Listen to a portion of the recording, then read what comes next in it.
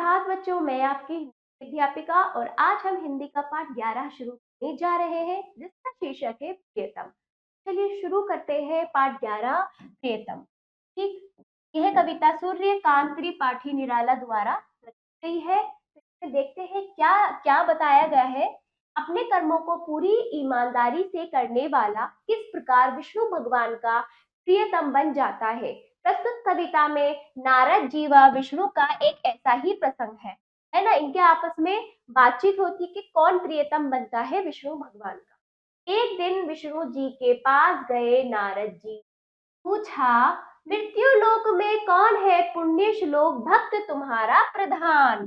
तो इसमें बताया जा रहा है नारद जी विष्णु जी के पास गए कि भगवान जी के विष्णु जी से पूछा कि मृत्यु लोक यानी संसार, संसार में कौन पुण्य श्लोक यानी सज्जन या यशस्वी, कौन आपका सबसे प्रियतम सज्जन यशस्वी है, जो आपके लिए सबसे ज्यादा प्रिय हो। कौन वो भक्त है, जो संसार में ऐसा कौन सा भक्त है जो आपके लिए क्या हो, यशस्वी हो, जो आपके लिए प्रियतम हो, आपके लिए प्यारा हो।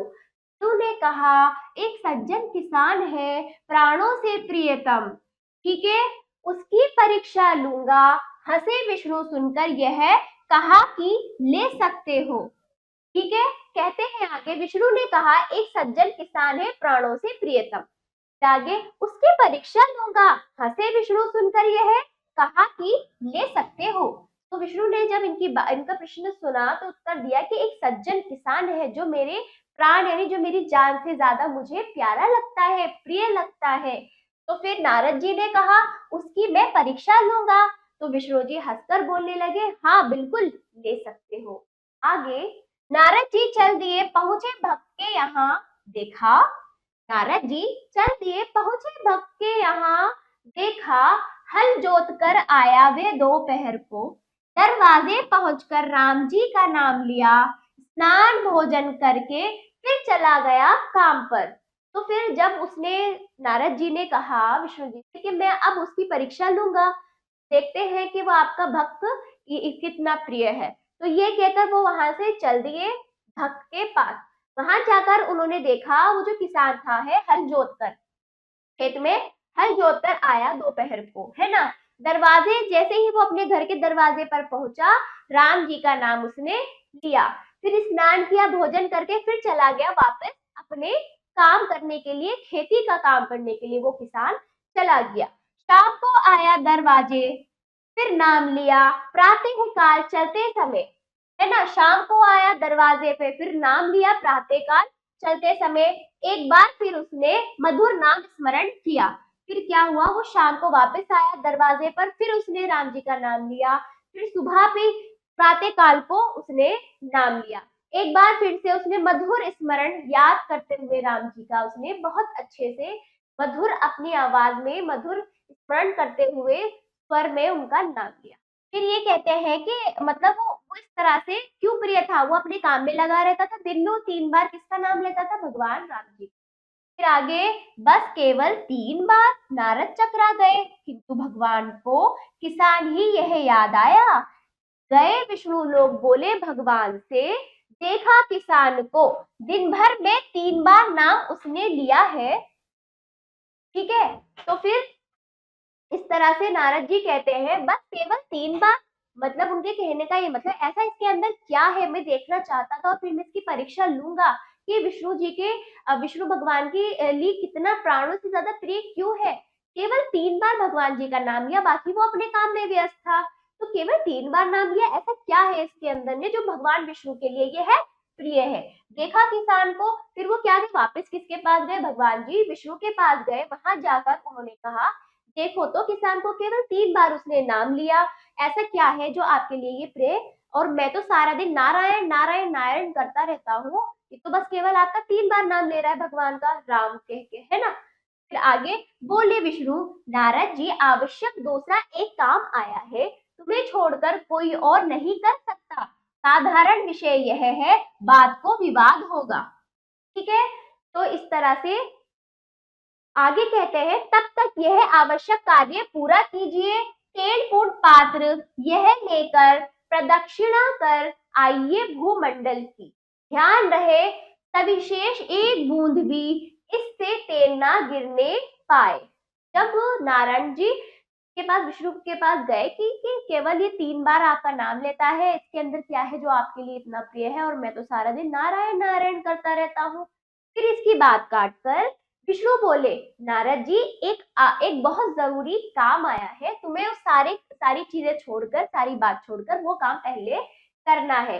इस विषय पर हम बाद में चर्चा करेंगे, बाद में वाद विवाद करेंगे, इस विषय के बारे में हम बाद में बात करेंगे। पहले आप ये जरूरी काम पूरा कीजिए, तब तक यह आवश्यक कार्य पूरा कीजिए, ठीक है।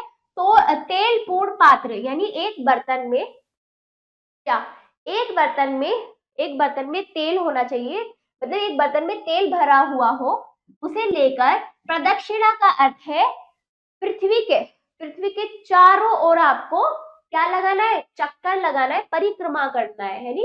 प्रदक्षिणा का अर्थ है पृथ्वी के चारों ओर परिक्रमा करना, चक्कर लगाना, पूरे भूमंडल यानी पृथ्वी।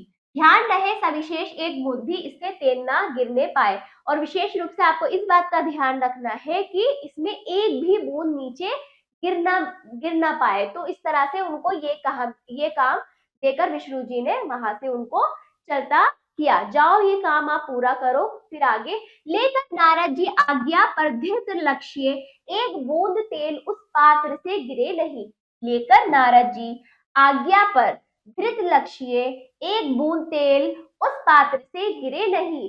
तो फिर वो तेल का पात्र यानी तेल भरा बर्तन लेकर नारद जी इस बात का ध्यान रखते हुए कि उसमें एक भी बूंद नीचे ना गिरना पाए, बहुत अच्छे से उसका ध्यान रखते हुए चक्कर लगाने के लिए निकल पड़े। योगी राज जल्द ही विश्व भ्रमण करके लौटे बैकुंठ को। योगी राज जल्द ही विश्व भ्रमण करके लौटे बैकुंठ को। तेल एक बूंद भी उस पात्र से गिरा नहीं, उल्लास मन में भरा था। यह सोचकर तेल का रहस्य एक अवगत होगा नया। यह सोचकर तेल का रहस्य एक अवगत होगा नया। ठीक है, फिर आगे क्या हुआ, योगीराज किसे, नारद जी को बोला है। योगीराज क्या करते हैं, पूरे विश्व का क्या करते, पूरी पृथ्वी का भ्रमण कर कर कहाँ आ जाते हैं, स्वर्ग, वहीं पर विष्णु जी के स्वर्ग वहीं पर आकर, है ना, परलोक वहां पर आकर ये सोचते हुए, ये गर्व करते हुए, इस उल्लास के साथ कि मैंने एक भी बूंद तेल नहीं गिराया, बर्तन से मैंने एक भी बूंद तेल नहीं गिराया, ये सोचकर, इस बारे में सोचकर तेल का रहस्य एक अवगत होगा नया। तो मतलब ये सोचते हुए वो वापस उनके पास जाते हैं कि अब मुझे इस तेल के बारे में पता चलेगा कि इसका क्या रहस्य है, अब मुझे पता चलेगा, मैंने एक भी बूंद नहीं गिराया। यह सोचकर तेल का रहस्य एक अवगत होगा नया। ये वाली पंक्ति देखिए बच्चों, फिर यह सोचकर जैसे ही वो गए, उनके सामने एक तेल का रहस्य क्या हुआ, अवगत हुआ। फिर उन्होंने उस तेल का जो रहस्य है, प्रकार का उन्हें काम दिया गया, उसका रहस्य जाना। नारद को देखकर विष्णु भगवान ने बैठाया स्नेह से कहा, यह उत्तर तुम्हारा यहीं आ गया। बतलाओ पात्र लेकर जाते समय कितनी बार नाम इष्ट का लिया। इष्ट का अर्थ होता है ईश्वर, है ना, एक बार भी नहीं। तो इस प्रकार जब वो क्या होते हैं, वो बिना तेल गिराए विष्णु जी के पास वापस आते कि मैंने ये कार्य पूरा किया।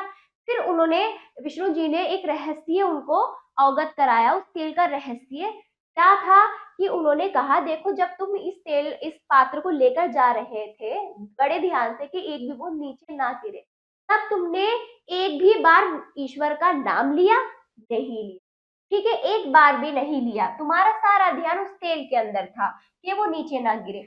फिर आगे कहते हैं, शंकित हृदय से कहा नारद ने विष्णु से, काम तुम्हारा ही था, ध्यान उसी से लगा रहा, नाम फिर क्या लेता और क्यों। इस तरह से और क्या लेता, मतलब इस तरह से कहा कि काम तो आपने ही दिया था, कि मैं काम में पूरा ध्यान लगा रहा था, तो फिर नाम आपका क्या लेता, आपका दिया हुआ काम पूरे ध्यान से कर रहा था, ऐसा उन्होंने कहा। फिर उत्तर में विष्णु ने कहा नारद, उस किसान का भी काम मेरा दिया हुआ है, उत्तरदायित्व कई लादे हैं एक साथ, सबको निभाता और काम करता हुआ नाम भी वह लेता है, इसी से है प्रियतम, इसी से है प्रियतम। तो इस तरह से जब उन्होंने ऐसा बोला शंकित हृदय से कि मैं नाम लेकर आपका क्या करता, तो काम तो आपका ही था, मुझे काम अच्छे से करना था, इसलिए मैंने एक बार भी नाम नहीं लिया। तो फिर विष्णु ने कहा कि उस किसान को भी जो काम है वो भी मैंने ही उसको दिया है। वो क्या करता है, सारा दिन अपना काम भी करता है, पूरी जिम्मेदारी उठाता है अपने पूरे परिवार की, और मेरा नाम भी जापता है, मेरा नाम भी लेता है, अब चाहे वो कितनी बार भी ले पर लेता है। तो इसी कारण वो मेरे लिए प्रियतम भक्त है, मेरे लिए प्रिय है, मेरे प्राणों से अधिक प्रिय है। तो इस प्रकार यहाँ पर विष्णु के द्वारा अपने भक्तों के प्रति प्रेम को बताया गया है कि जो व्यक्ति ईमानदारी से अपने कार्य को करे और भगवान को याद करे और बुरी चीजों से बचे, तो वो क्या होता है, भगवान के लिए प्रियतम बन जाता है। ठीक है, तो ये कविता समाप्त हुई बच्चों। सूर्यकांत त्रिपाठी द्वारा लिखित ये कविता है। कविता परिचय: सूर्यकांत त्रिपाठी निराला 1896 से 1961 का जन्म वसंत पंचमी के दिन मेदी मेदिनीपुर मेदिनीपुर पश्चिमी बंगाल में हुआ था। इनकी प्रमुख रचनाएं अनामिका परिमल जो एक काव्य संग्रह है, अलका अप्सरा अप्सरा उपन्यास है, चतुरी चमार ये क्या है, कहानी संग्रह है। तो इस प्रकार की इन्होंने क्या की, रचनाएं की हिंदी साहित्य में। ठीक है बच्चों, ये हमारे सूर्यकांत त्रिपाठी। ठीक है, चलिए अब शब्द देखिए बच्चों। मृत्युलोक, संसार, पुण्य श्लोक, यशस्वी, नामी, प्रधान, मुख्य, प्रियतम, सबसे अधिक प्रिय। ठीक है, स्मरण, याद, विवाद, बहस। ठीक है, तेलपूर्ण, तेल से भरा हुआ, प्रदक्षिणा, परिक्रमा, फेरी, भूमंडल, पृथ्वी लोक। ठीक है, सविशेष, विशेष रूप से, दीर्घ लक्ष्य, लक्ष्य की ओर ध्यान रखकर, विश्व भ्रमण, विश्व की सैर। ठीक, वैकुंठ, विष्णु लोक या स्वर्ग, उल्लास, खुशी, अवगत, ज्ञात, मालूम, पात्र, बर्तन, इष्ट, आराध्य, देव, ईश्वर, शंकित, संदेह पूर्ण, उत्तरदायित्व, जिम्मेदारी, लज्जित, शर्मिंदा। ठीक है, तो ये क्या है, आपको अच्छे से कंठस्थ समझते हुए कंठस्थ करने हैं शब्द। ठीक है बच्चों, अब हुआ आपकी ये कविता समाप्त। अभ्यास की बारी, अब आपकी बारी। पाठ ज्ञान देखिए, मौखिक प्रश्न है, इन प्रश्नों को पढ़िए, कविता मैंने समझाई है, इसके अनुसार आप इन प्रश्नों का उत्तर बोल कर देंगे बच्चों। अगला लिखित वाला प्रश्न देखिए, जो लिखित अभ्यास है आपका, सही उत्तर वाले गोले को रंगिए। तो आपको सही उत्तर ढूंढना है, फिर उस गोले को यहाँ पर रंगना है, वो आप अच्छे से जानते हैं कैसे करना है। चलिए, का देखिए, कविता में कौन से लोक का विवरण किया गया है, मृत्यु लोक का। अगला, किसान हल जोतकर कब आया, दोपहर को। फिर ग देखिए, प्रियतम कविता की रचना किसने की, सूर्यकांत त्रिपाठी ने। घ देखिए, नारद किसकी परीक्षा लेने पहुंचे, किसान की। फिर अगला, प्रदक्षिणा करते समय नारद जी ने एक बार भी इष्ट का नाम नहीं लिया, यानी ईश्वर का नाम नहीं लिया, क्योंकि क्योंकि वह नाम लेना भूल गए, ध्यान पूरा तेल के पात्र पर था, वे स्वयं ही नाम नहीं लेना चाहते थे। तो पूरा ध्यान किस पे था, तेल के पात्र पर था। तो वो ईश्वर को भूल गए, उस समय अपने कार्य में इतने क्या हो गए, इतने व्यस्त हो गए कि ईश्वर का नाम लेना भूल गए। ठीक, अगला देखिए, निम्नलिखित पद्यांश को पढ़कर नीचे दिए गए प्रश्नों के उत्तर दीजिए। तो आपको ये पद्यांश पढ़ना है बच्चों। ठीक है, ये क्या है, पद्यांश है, इसी पाठ के इसी कविता के अनुसार पद्यांश दिया गया है, तो इसको आपको पढ़ना है। ठीक है, उसके अनुसार इन प्रश्नों का उत्तर देना है। तेलपूर्ण पात्र लेकर नारद जी कहाँ गए, इस तरह से आपको मैंने कविता समझा दी है, उसके अनुसार आप स्वयं इनको अच्छे से पढ़कर फिर प्रश्न कर उसके उत्तर लिखित रूप में अपनी अभ्यास पुस्तिका में लिखेंगे। ठीक है, अगला अभ्यास, निम्नलिखित पद्यांश की सब प्रसंग व्याख्या कीजिए। बच्चों देखो, ये भी पद्यांश है, इसमें आपको व्याख्या करना है प्रसंग के साथ। तो इसे पढ़िए, नारद जी चल गए पहुंचे भक्त के यहाँ, देखा हल जोत आया वे दोपहर को, योगीराज जल्द ही विश्व भ्रमण करके लौटे बेखुद, तेल एक बूंद भी उस पात्र से गिरा नहीं, उल्लास मन में भरा था, शंकित हृदय से कहा नारद विष्णु ने, काम तुम्हारा ही था, ध्यान उसी से लगा रहा, नाम फिर क्या लेता, है ना। तो इसमें जो है ना, आपको इनकी व्याख्या सप्रसंग मतलब प्रसंग के साथ करना है कि प्रथम दिए गए पद्यांश में किसके बारे में बताया गया, मतलब प्रसंग क्या होता है कि उस पद्यांश या उस पद्यांश के बारे में एक दो पंक्तियों में उसका सार लिखना कि उसमें बताया क्या जा रहा है। क्या बताया जा रहा है में निम्न दिए गए पद्यांश के अंतर्गत ये बताया जा रहा है कि नारद जी किसका परीक्षा लेने जा रहे थे, किसान की। क्यों? वो प्रियतम था विष्णु भगवान के लिए, तो फिर विष्णु भगवान ने उनकी परीक्षा ले ली। तो इस प्रकार आप इसकी प्रसंग लिखकर फिर इसको अच्छे से, जिस प्रकार मैंने कविता की व्याख्या करी, फिर व्याख्या डाल के इन सबका अच्छे से व्याख्या करेंगे। तो दिए गए पद्यांश के अंतर्गत क्या बताया जा रहा है कि यहाँ पर नारद जी प्रियतम भक्त किसान की परीक्षा लेने जा रहे थे, तो विष्णु जी ने उनकी परीक्षा ले ली। तो इस प्रकार आप बनाकर या फिर अपने अनुसार समझते हुए आप प्रसंग लिख सकते हैं। ठीक है, फिर अगला देखिए, सही मिलान कीजिए। तो इष्ट का अर्थ होता है ईश्वर, पात्र, बर्तन, किसान, प्रियतम, प्रदक्षिणा, परिक्रमा, वैकुंठ, भूलोक, कृत लक्ष्य, लक्ष्य की ओर ध्यान रखकर। तो इसके अर्थ से हमें इनको मिलाना था। फिर अगला निम्नलिखित प्रश्नों के उत्तर दीजिए। तो इन प्रश्नों को आपको अच्छे से पढ़ना है, फिर उसके अनुसार कविता के अनुसार इन प्रश्नों के उत्तर आपको स्वयं देना। ये पाठ समाप्त हुआ। आशा करती हूँ बच्चों आपको ये पाठ समझ आया होगा। और अब हम मिलते हैं अगले पाठ पर। आप इसका अभ्यास जरूर कीजिएगा। धन्यवाद।